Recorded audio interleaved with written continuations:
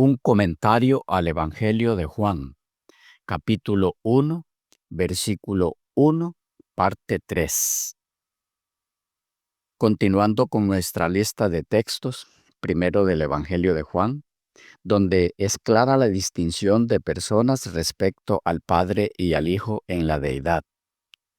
Texto número 22, Juan 18, 11b. La copa que el Padre me ha dado, ¿no la he de beber? Aquí tenemos uno que es el que da la copa y el otro el que la bebe. Dos personas. Texto número 23, Juan 20, 17. Jesús le dijo, no me toques, porque aún no he subido a mi Padre. Mas ve a mis hermanos y diles, subo a mi Padre y a vuestro Padre, a mi Dios y a vuestro Dios. En este caso, la referencia no solo es a distintas personas, sino a distintos lugares donde están estas dos personas. Uno está en la tierra, el Hijo, el otro está en el cielo, el Padre. Uno sube hacia donde está el otro, y ese otro a la vez es Dios del que sube hacia él.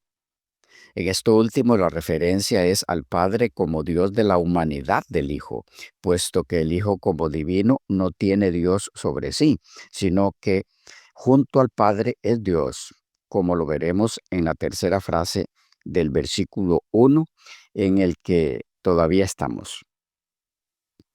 Texto número 24, Juan 20, 21. Entonces Jesús le dijo otra vez, paz a vosotros. Como me envió el Padre, así también yo os envío. En este caso tenemos otro ejemplo por comparación. Jesús dice a sus discípulos que Él los envía así como Él fue enviado. Otra vez, así como los discípulos fueron enviados por alguien, no se enviaron solos, de la misma forma, Él no se envió solo, sino que lo envió el Padre. Hasta aquí hemos visto muy brevemente algunas evidencias bíblicas respecto a la distinción de personas entre el Padre y el Hijo en el Evangelio de Juan. Pasemos ahora a ver más evidencias de lo mismo en otros libros de las Escrituras. 1. Hebreos 1, 5 y 6 dice, porque a cuál de los ángeles jamás dijo Dios, mi hijo eres tú, yo te he engendrado hoy, y otra vez yo seré a él padre y él me será a mi hijo. Y otra vez cuando introduce al primogénito en el mundo, dice, adórenle todos los ángeles de Dios.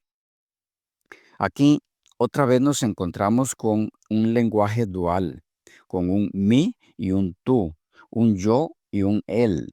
Y luego el término introduce para referirse a la acción del Padre respecto al Hijo, y lo mismo con la orden adórenle. Simple, llana, y en los términos más claros, comunes y repetitivos, la distinción entre personas en cuanto al Padre y al Hijo en el marco de la deidad es clarísima en las Escrituras. Texto número 2, Hebreos 1:8. Mas del Hijo dice, Dios, mas del Hijo dice, tu trono, oh Dios, por el siglo del siglo, cetro de equidad, el cetro de tu reino. En este caso, tenemos al Padre refiriéndose al trono del Hijo como tu trono y a su reino como tu reino. De nuevo, tenemos a una persona, el Padre, refiriéndose a la otra, el Hijo. Y lo curioso es que el Padre llama al Hijo Dios en la expresión tu trono, oh Dios. Texto número 3, Hebreos 1:13. Pues ¿a cuál de los ángeles dijo Dios jamás, siéntate a mi diestra hasta que ponga a tus enemigos por estrado de tus pies? Entre otras evidencias, en este texto de la distinción de personas entre el Padre y el Hijo en la deidad, que cada quien puede mirar por sí mismo, hay una pregunta a hacer aquí. ¿Se sienta el Padre a la diestra de sí mismo? Texto número 4. Mateo 21:37. Finalmente les envió a su hijo, diciendo, tendrán respeto a mi hijo. Aquí otra vez tenemos a uno que envía al otro. Y el que envía dice, tendrán respeto por mi enviado. Texto número 5. Mateo 18:35. Así también mi Padre Celestial hará con vosotros si no perdonáis de todo corazón cada uno a su hermano sus ofensas. De nuevo, una de esas preguntas vistas por algunos como muy simplistas, porque en verdad lo son, pero igual son de claras, concluyentes sobre el tema. Y la pregunta es, ¿cómo es que alguien puede ser padre de sí mismo? Texto número 6, Mateo 12:18. He aquí mi siervo, a quien he escogido, mi amado, en quien se agrada mi alma. Pondré mi espíritu sobre él. Notemos aquí cómo de varias formas en un solo texto se ve la distinción de personas entre el Padre y el Hijo en el marco de la deidad. Uno hace la función de siervo del otro. El otro escoge al siervo. El siervo es el amado de quien lo escogió, y quien lo escogió se agrada en él, en el siervo. Y sobre ese, su siervo pondrá su espíritu. Qué clara es la inspiración divina en el tema que nos ocupa. El Padre es una persona distinta a la persona del Hijo. Texto número 7, Mateo 3:17. Y hubo una voz de los cielos que decía, Este es mi Hijo amado, en quien tengo complacencia. Mi Hijo amado. Uno es el que ama y el otro es el amado. Y esto es cierto también a la inversa. Y por otro lado, el que ama se complace en el amado. Texto número 8, Mateo 10:32 y 33. A cualquiera pues que me confiese, yo también le confesaré delante de mi Padre que está en los cielos. Y a cualquiera que me niegue delante de los hombres, yo también le negaré delante de mi Padre que está en los cielos. Aquí es claro, entre otras cosas, que mientras uno de los dos está aquí en la tierra, el otro está en el cielo, y que uno, el Hijo, confiesa ante el otro, el Padre, a aquellos que lo confiesan o reconocen y aceptan como el enviado del Padre, y también niega, desconoce ante el Padre a los que lo rechazan. De nuevo, hay aquí una interacción entre dos personas. Negar esa realidad tan evidente es negar el contenido del texto en sí. Texto número 9, Mateo 17:5. Mientras aún hablaba, una nube de luz los cubrió, y aquí una voz desde la nube que decía, Este es mi Hijo amado, en quien tengo complacencia. A él oíd. Aquí tenemos a uno de los dos, el Padre, hablando acerca del Hijo, reconociéndolo como tal y agregando que se complace en él. El Hijo está aquí y quien habla sobre él lo hace desde la nube. El sentido común nos dice que hay en este episodio dos personas, una expresándose sobre la otra. Esto sería imposible si el Padre y el Hijo son la misma persona. Texto número 10, Mateo 22:44. Dijo el Señor a mi Señor, siéntate a mi diestra, hasta que ponga a tus enemigos por estrado de tus pies. Aquí hay claramente dos señores, uno hablando al otro.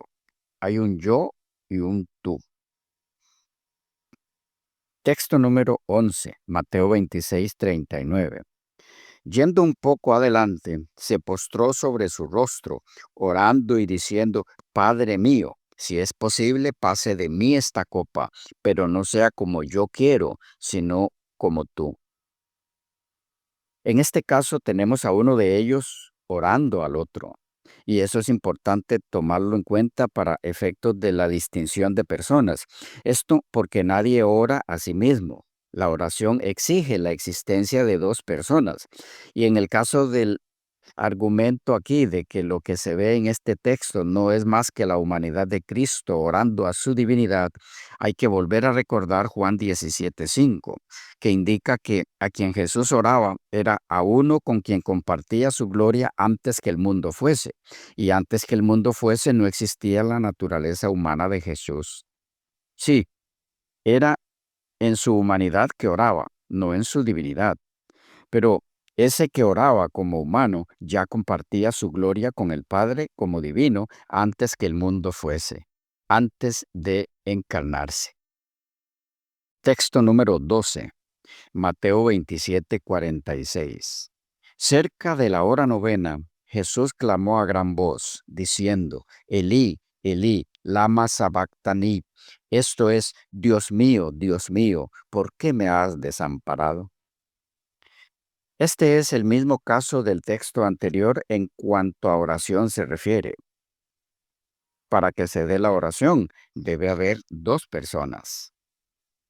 Texto número 13, Gálatas 4:4. Pero cuando vino el cumplimiento del tiempo, Dios envió a su Hijo, nacido de mujer. Aquí volvemos al caso del envío. Una persona no puede enviarse a sí misma a ningún lugar. Puede ir, pero no enviarse. Texto número 14, Gálatas 4:7. Así que ya no eres esclavo, sino hijo, y si hijo, también heredero de Dios por medio de Cristo. Lo que se mira aquí es a uno actuando por medio de otro, para efectos de heredar a los nacidos de nuevo, que en tal caso se convierten en coherederos por la mediación de Cristo en esa coherencia dada por Dios. Texto número 15, Efesios 1:2. Gracia y paz a vosotros de Dios nuestro Padre y del Señor Jesucristo. Aquí es clara la alusión a dos personas. Texto número 16, Filipenses 1:2. Gracia y paz a vosotros de Dios nuestro Padre y del Señor Jesucristo. El mismo caso del anterior y del texto que sigue. Texto número 17. Primera a los Tesalonicenses 1:1. Pablo, Silvano y Timoteo a la iglesia de los tesalonicenses, en Dios Padre y en el Señor Jesucristo. Gracia y paz sean a vosotros de Dios nuestro Padre y del Señor Jesucristo. Texto número 18. Segunda Timoteo 4:1. Te encargo delante de Dios y del Señor Jesucristo, que juzgará a los vivos y a los muertos en su manifestación y en su reino. Aquí tenemos el mismo caso de los tres textos anteriores, solo que con un nuevo elemento, a saber que de los dos, el Padre y el Hijo, uno es el que juzga. Lo mismo que se ve en Juan 5:22, el Padre a nadie juzga, sino que confió el juicio al Hijo. Texto número 19, Santiago 1:1. Santiago, siervo de Dios y del Señor Jesucristo. Otra vez, la alusión aquí es a dos personas. Texto número 20. Primera de Pedro 2:6. Por lo cual también contiene la escritura. He aquí pongo en Sión la principal piedra del ángulo, escogida, preciosa, y el que creyere en él no será avergonzado. Aquí uno es el que pone la piedra, el otro es la piedra, y según el que pone la piedra, el Padre, el que cree en la piedra, que es el Hijo, no será avergonzado. La alusión aquí a dos personas es ineludible. Texto número 21, Primera de Juan 4:14. Y nosotros hemos visto y testificado que el Padre ha enviado al Hijo, el Salvador del mundo. Volvemos aquí al caso de uno que envía y otro que es enviado. Texto número 22, Judas 1. Judas, siervo de Jesucristo y hermano de Jacobo, a los llamados santificados en Dios Padre y guardados en Jesucristo. Aquí uno es el Dios Padre, en quien es santificado el creyente. Otro es Jesucristo, en quien el creyente es guardado. Texto número 23. Apocalipsis 1, 1a. La revelación de Jesucristo que Dios le dio. Aquí estamos ante uno que recibe la revelación de parte del otro para cumplir su función de mediación como comunicador. Texto número 24. Apocalipsis 5:13. Y a todo lo creado que está en el cielo y sobre la tierra y en el mar y a todas las cosas que en ellos hay, oí decir, al que está sentado en el trono y al Cordero, sea la alabanza, la honra, la gloria y el poder por los siglos de los siglos. En este caso puede verse la enseñanza bíblica de la distinción de personas entre el Padre y el Hijo en el marco de la deidad, llevada a la máxima expresión en caso de la adoración a ambos por parte de toda la creación. Esto es en cumplimiento de lo indicado en Juan 5:23, para que todos honren al Hijo como honran al Padre. El que no honra al Hijo, no honra al Padre que le envió. Bien, hasta aquí por lo menos nos hemos asomado e introducido parcialmente para mirar más de cerca los conceptos tan profundos e insondables de este magistral versículo con el que inicia el Evangelio de Juan en lo que atañe a las dos primeras frases. 1. En el principio era el verbo. Y 2. Y el verbo era con Dios. Y de la segunda frase, decíamos que se desprenden tres enseñanzas o doctrinas básicas en el campo de la cristología, el estudio de la persona y la obra de Jesucristo. Estas son: 1. La eternidad del Verbo. 2. La deidad del Verbo. 3. La personalidad propia del Verbo aparte de la del Padre, o lo que es lo mismo, la distinción de personas entre el Padre y el Hijo en el marco de la deidad. Pero nos falta, para completar el breve análisis de Juan 1.1, avanzar en cuanto al concepto de la tercera doctrina, enseñada en la tercera frase del primer versículo del Evangelio de Juan.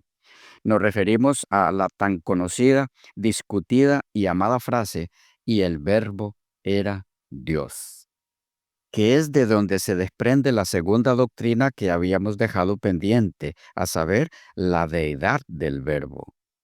Antes de analizar un poco esta frase, y el verbo era Dios, es importante recordar que antes de hacer dicha declaración, Juan la introduce con la frase, y el verbo era con Dios, que ya analizamos, aunque brevemente. Es decir, antes de señalar Juan en forma directa que el verbo era Dios, prepara la mente de sus lectores con la frase, y el verbo era con Dios, lo que indica automáticamente la deidad del verbo. Esto porque ese estar con el Padre, en este caso, no es otra cosa que compartir su gloria y naturaleza por derecho propio. Realidad que Juan va ahora a enfatizar en la tercera y última frase del versículo 1. Y el verbo era Dios. ¿Por qué decimos e insistimos en que la frase y el verbo era con Dios es una introducción a la siguiente, que es y el verbo era Dios? Porque el vocablo con, que viene del griego pros, el vocablo 4314 de la lista de números Strong, y que significa a, con, contra, en, para con, por, etc. Es usado en el Nuevo Testamento griego como sinónimo de para, que es el vocablo 3844 de los números Strong, que también significa a, acerca de, parte de, entre, junto a, para, con, etc. ¿Y qué tiene que ver esto con la doctrina enseñada en la tercera frase del versículo 1, y el verbo era Dios? Veamos esta relación con un ejemplo. En Juan 17:5 leemos: Ahora pues, Padre, glorifícame tú al lado tuyo, con aquella gloria que tuve contigo antes que el mundo fuese. Aquí tenemos el término para dos veces. Primero, traducida al lado tuyo. Segundo, traducido este término con la frase o la palabra más bien contigo, antes que el mundo fuese. ¿Y qué es lo que dice Jesús aquí? Que en su preexistencia como divino compartía con el Padre antes que el mundo fuese su gloria, la del Padre. Notemos la declaración: glorifícame con aquella gloria que tuve contigo. ¿Qué es la gloria de Dios sino su deidad? El Dios del Antiguo Testamento es enfático en que su gloria es solo de Él, es exclusiva, no la comparte con nadie que no sea de su misma naturaleza. Esto es lo que se ve en Isaías 42:8. Yo Jehová, este es mi nombre, y a otro no daré mi gloria. Pero Jesús dice que en su preexistencia, antes de su encarnación, Él compartía esa gloria de Dios con el Padre. Si Cristo compartía con el Padre su gloria, solo puede haber una razón: Él era Dios como lo era el Padre. Ellos comparten la naturaleza divina. Ambos son esencialmente Dios por naturaleza propia. Ambos comparten todos los atributos de la deidad. Esta es la razón por la que nuestro Señor dijo en relación con el Padre: mi Padre y yo uno somos. Juan 10:30. No uno en número, en cantidad, sino en naturaleza. El término aquí para uno es en, que viene de eis, el vocablo griego 15:20, y que significa uno en el sentido de una cosa. Un ejemplo muy ilustrativo de este sentido de en como una cosa se puede ver en el uso que se hace de él en Mateo 19:5. Y dijo: por esto el hombre dejará padre y madre y se unirá a su mujer, y los dos serán una sola carne. Estamos aquí ante el caso de dos personas, de las cuales se dice que son una sola carne. Eis. El mismo caso lo tenemos en Juan 17:21, respecto a los discípulos en comparación con el Padre y el Hijo, en cuanto a distinción de personas, y sin embargo uno en unidad, para que todos uno sean, eis, como tú, oh Padre, en mí y yo en ti, para que también ellos sean, para que también ellos en nosotros uno sean. Otra vez, como en el caso del hombre y su esposa, los discípulos eran varias personas en cantidad, pero uno en naturaleza y en unidad.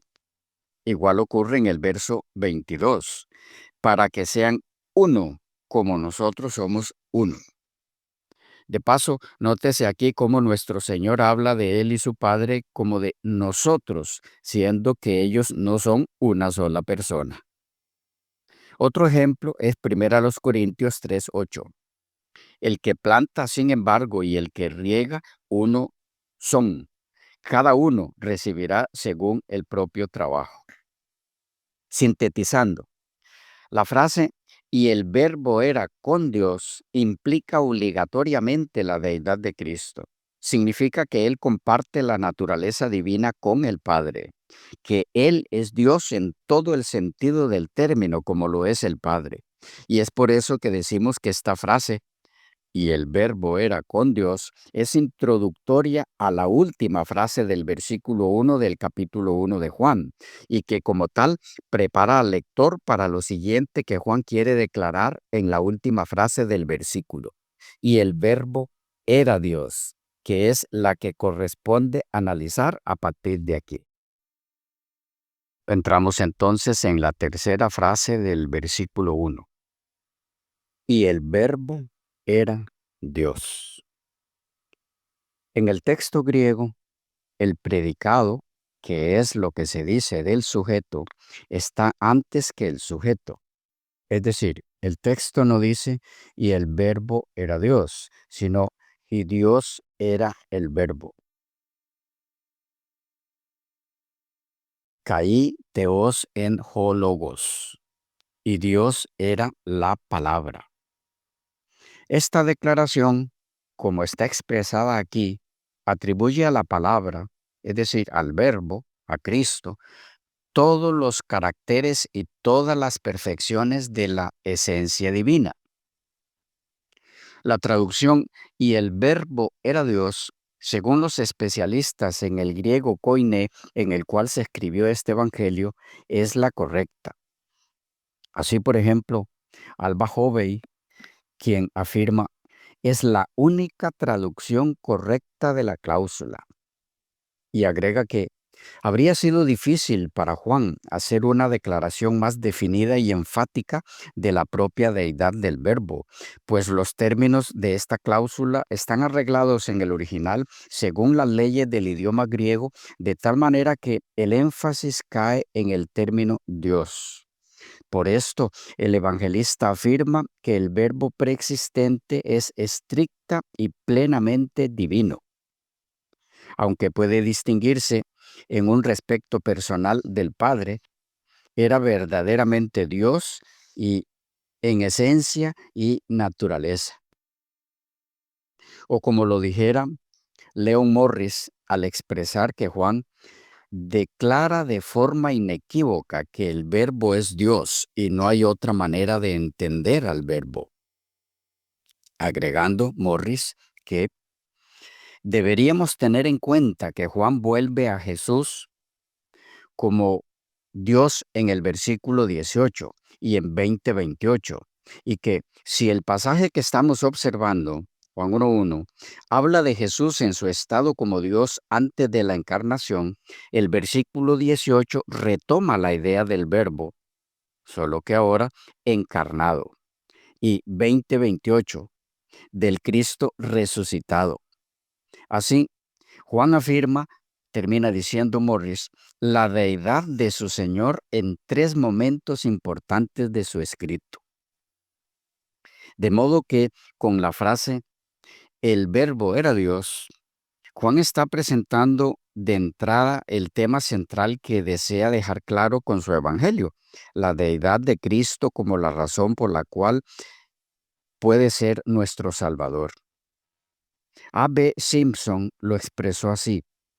El verbo posee todos los atributos que Dios posee. La construcción gramatical de esta frase representa en la más fuerte forma posible la idea de absoluta existencia. Esta es la gran verdad fundamental que el Evangelio de Juan presenta y desarrolla. Sigue diciendo Simpson, en este pasaje 1:1 se conforma con solo mencionarlo, pero más tarde da testimonio. Más fuerte, si tal cosa fuere posible, con sus últimas palabras en su epístola, primera de Juan 5:20. Este es el verdadero Dios y la vida eterna. Según William Barclay, la frase y el verbo era Dios es un dicho difícil de entender para nosotros, y es difícil porque el griego y la lengua en que escribió Juan tiene una manera de decir las cosas que es diferente del español. Cuando se usa un nombre en griego, casi siempre se le antepone el artículo determinado. La palabra para Dios es teos y el artículo determinado es ho. Cuando se habla de Dios en griego, no se usa solamente teos, sino ho teos. Ahora bien, cuando no se usa el artículo determinado, él, con un nombre, ese nombre se usa como adjetivo. Juan no dice que la palabra, el verbo, era ho teos, lo que habría querido decir o significar que la palabra era el mismo Dios, sino que dijo que la palabra era teos, sin artículo definido, lo que quiere decir del mismo carácter y cualidad y esencia y ser que Dios. termina diciendo Barclay, cuando Juan dijo que la palabra era Dios, no estaba diciendo que Jesús es el mismo que Dios, el Padre, sino que Jesús, en su preexistencia, es lo mismo que Dios. Es importante resaltar aquí que la traducción que han hecho algunas versiones de divino en vez de Dios en Juan 1.1 no es correcta. Es decir, la traducción, la palabra era divina, no es una traducción que se sujete al griego de este texto ni a su gramática. Por eso es que Raymond E. Brown dice al respecto, para mantener en la traducción el matiz distinto de teos, con y sin artículo, algunos, como Moffat, prefieren traducir la palabra era divina, pero esto nos parece muy inconsistente. Además, en griego existe el adjetivo divino, theos, que el autor prefirió no utilizar. Y agrega Brown, la traducción la palabra era Dios resulta completamente correcta. Por su lado, Alfred Wickenhauser aporta que es injustificado entender el Dios del versículo 1c de la frase y el verbo era Dios como algo dicho de alguna divinidad subordinada al único verdadero Dios, según pretendía Filón, quien habla de Logos como un segundo Dios. Aquí, en efecto, continúa diciendo este autor, no se habla de una creación o de una producción del logos por parte de Dios. El sentido del enunciado no puede ser en consecuencia, sino este. El logos posee desde toda la eternidad, juntamente con el Padre, la naturaleza divina. Mientras que Salvador Carrillo Alday agrega que la afirmación de que el Verbo era Dios será el fundamento para la doctrina de la unidad de naturaleza divina entre el Padre y el Hijo, y la distinción existente entre Dios Padre y el Verbo será el fundamento para la formulación teológica posterior de la distinción de personas. Dos personas distintas en una misma naturaleza. Juan dirá más tarde lo mismo en otros términos. Yo y el Padre somos uno. 10:30. De modo que, amados, la frase el verbo era Dios afirma claramente entonces, según Merrill C. Tenney, que el Logos poseía y eternamente manifestaba la misma naturaleza de Dios. Para Gary Burke, el hecho de que en el griego el orden de esta frase sea y Dios era el verbo, subraya no que el verbo contenga la totalidad de la deidad, es decir, que él solo compone al Dios de la Biblia, sino que la divinidad que poseen los otros dos miembros de la deidad es la misma que posee el verbo.